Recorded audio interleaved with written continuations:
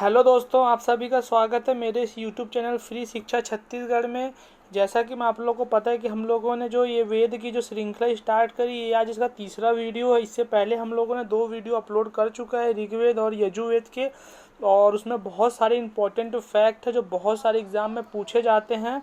तो उसी का अगला पार्ट हम लोग का सामवेद है। तो हम लोग देखेंगे सामवेद में क्या क्या इंपॉर्टेंट क्वेश्चन बनते हैं और क्या क्या इसमें इंपॉर्टेंट फैक्ट आते हैं। और मैं आप लोगों को बताना चाहूँगा कि ये जो वीडियो सीरीज़ है सिर्फ दर्शन शास्त्र के अंतर्गत में नहीं आता है। इसमें मैंने इंडिया का जो वैदिक सभ्यता है, उसमें जो ऋग्वेद यजुर्वेद सामवेद है, उसके भी मैंने कंटेंट डाले हैं। तो आप लोग ऐसा मत सोचिएगा कि ये सिर्फ दर्शन शास्त्र का वीडियो सीरीज़ है। तो इसमें हर एग्ज़ाम में क्वेश्चन बनते ही। अगर वैदिक सभ्यता में अगर वेद से भी कोई क्वेश्चन आएगा तो ये वीडियो और आने वाला जो कल जो वीडियो अपलोड होगा उसमें उसको आप लोग देख लें। आपको वैदिक सभ्यता से मतलब वैदिक काल से जो ऋग्वेद यजुर्वेद सामवेद अथर्ववेद है, उसमें से एक क्वेश्चन भी आपका नहीं फंसेगा। ठीक है, इसकी गारंटी है। आप चाहे तो क्वेश्चन पेपर मिला लीजिएगा, जो मैं बता रहा हूँ उसी में से क्वेश्चन पूछे गए हैं। चाहे कोई से भी लेवल का एग्जाम दे रहे हो, SSC CGL दे रहे हो, ग्रुप डी दे रहे हो या कोई सा भी एग्ज़ाम दे रहे हो, यहाँ तक CGPSC प्री में भी इससे क्वेश्चन पूछे जा चुके हैं। मैंने कल आप लोगों को बताया भी था। तो चलो ठीक है, अब हम लोग टाइम को वेस्ट ना करते हुए अब हम लोग देखते हैं कि हमारा वीडियो में क्या क्या इंपॉर्टेंट फैक्ट है और क्या क्या आज के विषय में हमको क्या क्या जानकारी मिलने वाली है।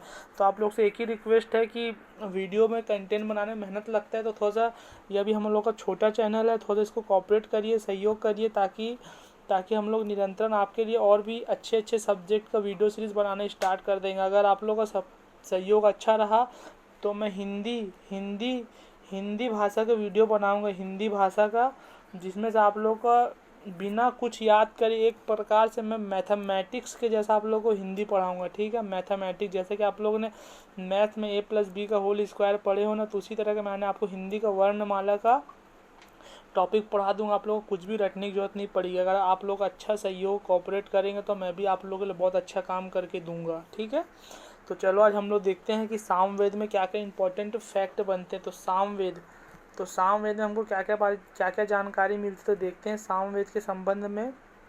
तो साम साम का मतलब साम, जैसे कि आप लोगों को पता है जो सामवेद है ये दो शब्द से मिलकर बना हुआ है। साम प्लस वेद। ठीक है, साम प्लस वेद। ठीक है, साम का अर्थ क्या होता है? गायन गायन गायन गायन। और वेद का अर्थ होता है ज्ञान। मतलब गायन मतलब जो भी मतलब गाना, मतलब जो भी म्यूजिक के संबंधित जो भी मतलब अपने को जानकारी प्राप्त होती है, तो वो सामवेद के अंतर्गत में उस सब्जेक्ट को रखा जाता है। तो जो संगीत के जो 7 स्वर जिसमें सारे गामा पा धा नी सा जो आता है, वो भी एक प्रकार से देखा जाए तो सामवेद के ही अंतर्गत आता है। तो मैंने उसी चीज़ को लिखा है। साम का अर्थ होता है गायन। ठीक है, साम का अर्थ होता है गायन, इस कारण इसका नाम सामवेद पड़ा। ठीक है, इस कारण साम का अर्थ होता है गायन, इस तरह इस वेद का नाम सामवेद पड़ा। ठीक है, सामवेद पड़ा। और संगीत, और अगर एग्ज़ाम में डायरेक्टली क्वेश्चन पूछा जा चुका है कि संगीत की सर्वप्रथम जानकारी किस वेद से मिलती है, तो अपने को ऑप्शन में दे देगा ऋग्वेद यजुर्वेद सामवेद अथर्ववेद।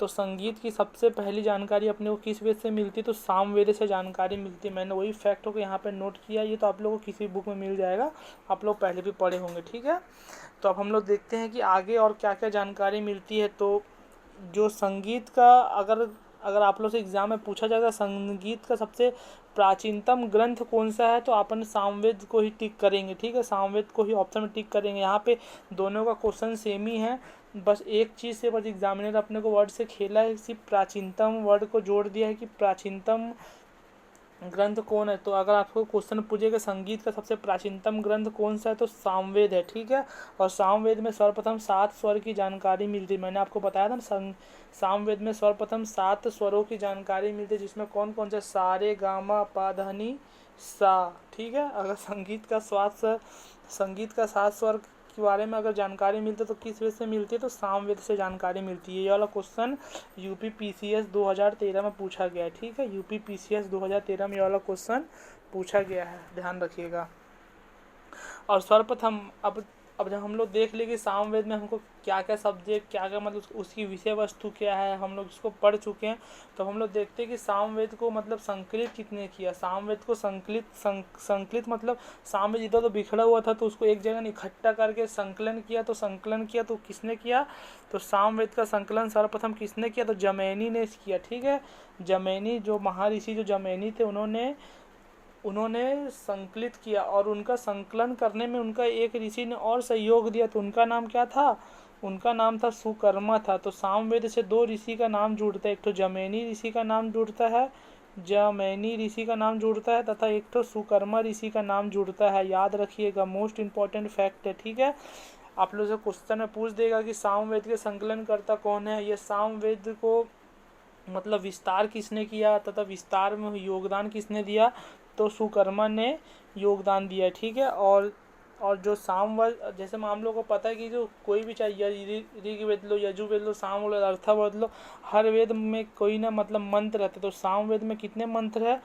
तो 1549 मंत्र सामवेद में है। ठीक है, 1549 मंत्र सामवेद में है। और मैं आप लोगों को बता देना चाहूँगा, इसमें जो 1549 में से 1474 मंत्र ऋग्वेद से लिए गए। मतलब जैसे ऋग्वेद के मंत्र थे उसको एज इट इज सामवेद में कॉपी कर दिए। तो और इसके जो मतलब खुद के जो मंत्र है, इसके जो खुद के मंत्र वो सिर्फ ओनली 75 है। तो एग्जाम में पूछा जा सकता है कि ऐसा कौन सा वेद है जो पूर्णतः ऋग्वेद पर आधारित है। ठीक है, ऐसा कौन सा वेद है जो पूर्णतः ऋग्वेद पर आधारित? तो सामवेद ऐसा वेद है जो पूर्णतः ऋग्वेद पर आधारित है। मोस्ट इंपॉर्टेंट फैक्ट है। ठीक है, ये मोस्ट इंपॉर्टेंट फैक्ट है, बहुत बार क्वेश्चन में पूछा जा चुका है। ये नहीं पूछेगा कितने मंत्र है, कितने लेकर, लेकिन ये जरूर पूछेगा ऐसा कौन सा वेद है जो पूर्णतः ऋग्वेद पर आधारित है। तो अपना सामवेद एक ऐसा वेद है जो पूर्णतः ऋग्वेद पर आधारित है। ठीक है, और सामवेद में श्री कृष्ण ने स्वयं मतलब जो भगवत गीता में ऐसा लिखा हुआ है, भगवत जो गीता है उसमें ऐसा लिखा हुआ, श्री कृष्ण ने स्वयं को वेदों में सामवेद कहा है। मतलब श्री कृष्ण बोलते हैं कि अगर वेदों में मैं हूँ तो वो सामवेद हूँ। ठीक है, तो ये भी मोस्ट इम्पॉर्टेंट, इसको भी आप लोग याद रखिएगा। श्री कृष्ण ने सामवेद को खुद को बताया कि अगर वेदों में मैं हूँ तो वो सामवेद हूँ। ठीक है, और जो सामवेद है पूर्णतः किसको समर्पित है? तो सामवेद पूर्णतः सूर्य देवता को समर्पित है। कहीं कहीं पर नारायण भी देखने को मिलता है, लेकिन सूर्य देवता सही है। ठीक है, यह पूर्णतः सूर्य देवता को समर्पित है, और यह पूर्णतः पद्य शैली में, पद्य में लिखा हुआ है। ठीक है, एग्जाम में क्वेश्चन पूछा जा सकता है कि ऐसा कौन सा वेद है जो पूर्णतः पद्य शैली में लिखा गया है?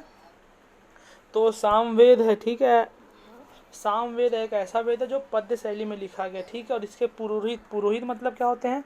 पुरोहित मतलब होता है जो मतलब जैसे मान लो आज के डेट में, जैसे मान लो हवन ववन करने के लिए पंडित की जरूरत पड़ती, तो उस समय जब वैदिक सभ्यता थी तो उस समय वेद को पढ़ने के लिए तथा वेदों को मतलब समझने के लिए जो उनके जो मतलब जो उनको पढ़ते थे, लोगों को बताते थे, तो उनको पुरोहित बोला जाता था। ठीक है, उनको क्या बोला जाता था? पुरोहित बोला जाता था। और सामवेद के पुरोहित को क्या बोलते हैं? तो सामवेद के पुरोहित को क्या बोलते हैं? जैसे सागम या उद्गाता बोलते हैं। जैसे ऋग्वेद के पुरोहित को क्या बोलते हैं? होता बोलते हैं। ऋग्वेद के पुरोहित को होता बोलते हैं।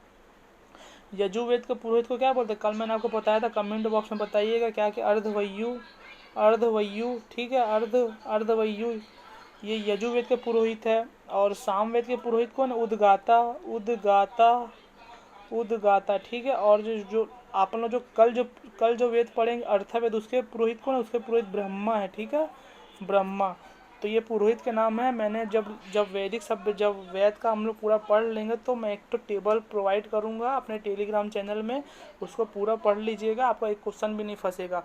और इसके जो कुछ इंपॉर्टेंट फैक्ट है जो मुझे नहीं लग रहा था कि मतलब एग्ज़ाम में पूछे जाते हैं, लेकिन अगर आपको फिर भी और ज़्यादा जानकारी चाहिए सामवेद के बारे में, तो मैं इसका जो पेज है, ठीक है, इसका जो बुक का जो पेज है जिसमें मोस्ट इंपॉर्टेंट फैक्ट दिया हो, मैं आपको टेलीग्राम में शेयर करूँगा। ठीक है, टेलीग्राम में शेयर करूँगा, तो उसको जुड़ जाइएगा। और कल का जो वीडियो था उसके भी नोट्स टेलीग्राम में अपलोड हो चुके हैं, तो उसको भी आप लोग एक बार ज़रूर देखिएगा। ठीक है, तो हम लोग देखते हैं कि सामवेद में मतलब सामवेद के पुरोहित को क्या बोला जाता है, तो सामवेद के पुरोहित को क्या बोला जाता है, जो सामवेद के जो पुरोहित है उनको क्या बोला, सामवेद के पुरोहित को सागम या उद्गाता बोला जाता है। ठीक है, सामवेद के पुरोहित को क्या बोला, सागम या उद्गाता बोला जाता है। ठीक है, अब ये एक स्ट्रक्चर है। ठीक है, ये एक बेसिक स्ट्रक्चर है, ये एक बेसिक स्ट्रक्चर है जिसमें से हमेशा क्वेश्चन पूछे जाते हैं। आप लोग सिर्फ ये मैप को अगर ध्यान में रखेंगे आपके ऑलमोस्ट सामवेद के पूरे क्वेश्चन सॉल्व हो जाएंगे। ठीक है, जैसे आपको पूछेगा कि सामवेद के कितने भाग है, तो सामवेद के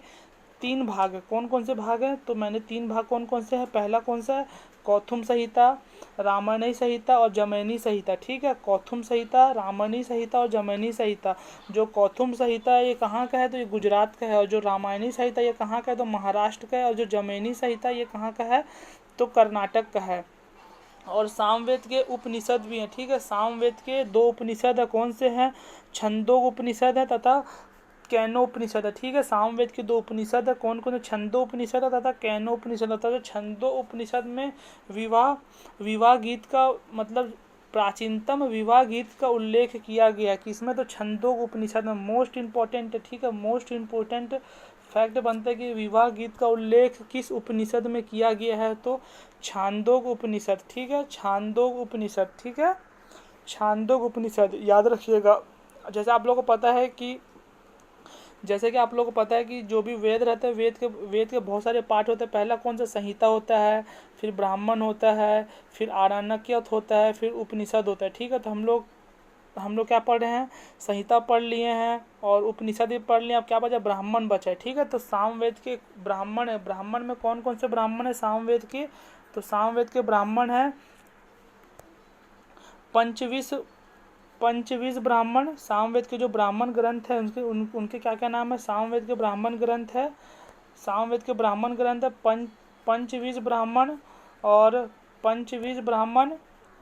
पंचविश ब्राह्मण को ही एक दूसरा नाम से जाना जाता है तांडव ब्राह्मण, फिर उसको महाब्राह्मण भी बोलते हैं तथा प्रोढ़ा भी बोलते हैं। ठीक है, प्रोढ़ा भी बोलते हैं। ठीक है, जो सामवेद के जो ब्राह्मण है कौन कौन, पंचविश ब्राह्मण है, पंडविश ब्राह्मण, या पंडविश ब्राह्मण का दूसरा नाम है अद्भुत ब्राह्मण। ठीक है, और तीसरा क्या, वंश ब्राह्मण, और चौथा क्या, जमैनी ब्राह्मण। ठीक है, जमैनी या जमैनी ब्राह्मण। और आपको पंचविश में कुछ 2-3 फैक्ट देखने को मिलते थे। इसमें क्या क्या फैक्ट है, तथा इंद्र को वर्ण की उत्पत्ति मतलब ऐसा कहा जाता है, जैसे हम लोग देखे थे कि ऋग्वेद का जो 10वां मंडल था पुरुषोत्तम सार्थ में, उसमें मतलब एक ब्राह्मण पुरुष से ही 4 वर्णों का जन्म हुआ है। तो इसमें अपने को बताया, इसमें मतलब सामवेद में बताया गया है, सामवेद के कौन से मतलब ब्राह्मण में, पंचविश ब्राह्मण में बोला गया है कि इंद्र को ही वर्ण का उत्पत्ति कहा गया है। और सबसे पहले जैसे आपको पता है कि वर्ण में सबसे पहले ब्राह्मण, क्षत्रिय, शूद्र और वैश्य आते हैं, लेकिन सामवेद में बताया गया कि सबसे पहले क्षत्रिय आएंगे, फिर ब्राह्मण आएंगे, फिर वैश्य आएंगे, फिर शूद्र आएगा। इसका क्रम ये है। ठीक है, इसका क्रम ये है। अगर आप किसी भी हाई लेवल एग्जाम की तैयारी कर रहे हैं तो ये क्वेश्चन पूछा जाता है। ठीक है, ये क्वेश्चन पूछा जाता है क्योंकि लोगों को पता है कि सबसे पहले ब्राह्मण, क्षत्रिय, वैश्य, शूद्र टिक मार देंगे, जो कि गलत हो जाएगा सामवेद के अनुसार। अगर एग्जाम में पूछ गया तो सामवेद के अनुसार वर्णों का क्रम बताइए, तो सबसे पहले क्षत्रिय आएगा, फिर ब्राह्मण आएगा, फिर वैश्य आएगा, फिर शूद्र आएगा। फिर दूसरा इसका ब्राह्मण क्या है, पंडविश या अद्भुत ब्राह्मण। और आपको ये जो ब्राह्मण ग्रंथ है इनका जो मैं डिटेल जो है इनका डिटेल मैं अपने टेलीग्राम में शेयर करूँगा, तो टेलीग्राम से ज़रूर जुड़ जाइएगा। ठीक है, क्योंकि बेमतलब का वीडियो लंबा खींचने से कोई मतलब नहीं है, 2-2 3-3 लाइन में ख़त्म हो जाते हैं, तो आप लोग वहाँ से लेकर पढ़ लीजिएगा। फिर इसका जो तीसरा है वंश ब्राह्मण है। वंश ब्राह्मण का मतलब क्या होता है, इसमें मतलब जो ब्राह्मण के तो उनके वंशों के बारे में बताया कि इसलिए इनको वंश ब्राह्मण बोला जाता है। जैमिनी ब्राह्मण में बोला गया है कि ऊंचा मत बोलो, मकानों के भी कान होते हैं। अगर आपसे पूछा जाए कि ऊंचा मत बोलो, मकानों के भी कान होते हैं, ये किस ब्राह्मण से लिया गया है, तो जमैनी ब्राह्मण से लिया गया। ठीक है, किस ब्राह्मण से लिया गया है, तो जमैनी ब्राह्मण से लिया गया है। जमैनी ब्राह्मण से ली गई। एक तो नोट करके देखना चाहिए, ये सबसे कम ऐतिहासिक महत्व वाला वेद है, ठीक है। यह अगर आपसे क्वेश्चन में पूछ लिया जाए कि ऐसा कौन सा वेद है जिसका सबसे कम ऐतिहासिक महत्व है, तो सबसे कम ऐतिहासिक महत्व वाला वेद कौन सा है, तो साम वेद है, ठीक है। सब साम वेद है। मोस्ट इम्पॉर्टेंट फैक्ट है, यूपी पीसीएस 2012 में ये वाला क्वेश्चन पूछा गया, ठीक है। यूपी पीसीएस 2012 में वाला क्वेश्चन पूछा गया है, ऐसा कौन सा वेद है जो सबसे कम महत्व वाला है, तो सामवेद है। आप लोगों को पता है कि ये वीडियो श्रृंखला निरंतर चल रही है, तो मैं आप लोग से एक रिक्वेस्ट करना चाहूँगा कि चैनल को शेयर करिए, चैनल को शेयर करिए, ठीक है, क्योंकि हमारा चैनल अभी छोटा चैनल है। अगर आप लोग अच्छा सहयोग रहेगा तो ये भी एक दिन बड़ा बन जाएगा। और मैं आप लोग को बता रहा हूँ, ये जो हैंड रिटन नोट्स से मैं खुद से पढ़ा रहा हूँ, पहले इसको नोट करना पड़ता है, फिर बहुत सारे बुक से कंटेंट निकाल के डालना पड़ता है, फिर उसके बाद रिकॉर्डिंग करके अपलोड करो। तो थोड़ा सा अगर आप लोग भी कोऑपरेट करेंगे, सहयोग करेंगे, तो मैं और अच्छे से अच्छा पढ़ाने की कोशिश करूँगा। चाहता तो मैं बुक से भी पढ़ा सकता हूँ, बुक में मिल जाता है, लेकिन बुक में मैं आपको इतने फैक्ट नहीं दे पाता, क्योंकि आप लोगों को पता है कि एक बुक में कुछ भी नहीं मिलता है, एक बुक में कुछ भी नहीं मिलता है, ठीक है। नो के नॉलेज वन बुक, ठीक है। तो आप लोग से एक रिक्वेस्ट है, चैनल को शेयर करिए, सब्सक्राइब करिए। अगर वीडियो पसंद आया होगा तो एक लाइक ज़रूर करिएगा। अपने स्वार्थ का परिचय मत दीजिएगा कि हम स्वार्थी हैं, बस एक लाइक ज़रूर करिएगा, ठीक है, ताकि हमको भी लगे कि हमने मेहनत किया है, वो आप लोगों को पसंद आ रही है। ओके, थैंक यू वीडियो देखने के लिए, धन्यवाद आप लोगों का।